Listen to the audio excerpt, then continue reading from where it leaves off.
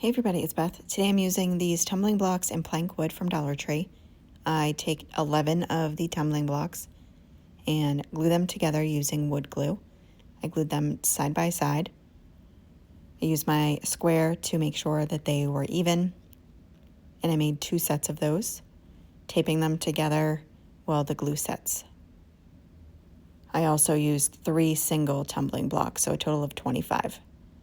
The pieces of plank wood, I'm using 2 of them. I sanded them down and then painted them with moss colored chalk paint, and that's by Waverly.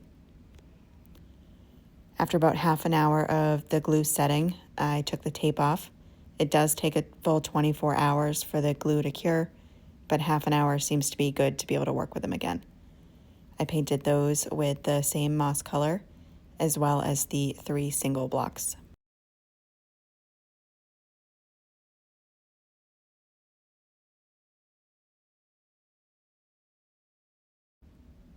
I then take the sets of 11, add some hot glue to them, and glue them to the very edge of one of the pieces of plank wood. I do the same thing on the other side of that piece.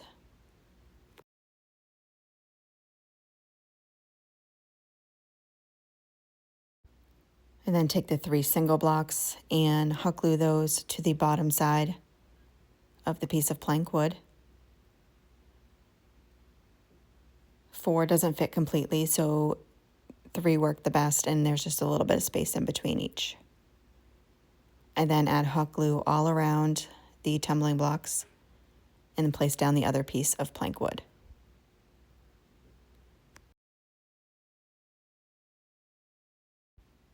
I then hot glue some twine to the back side of one of the pieces of plank wood and then wrap that around a bunch of times. I didn't count, it was just about what I thought would look nice. Once I have it just about all the way wrapped, I just push all of the pieces of twine together so they were nice and neat, and then hot glue it in the back.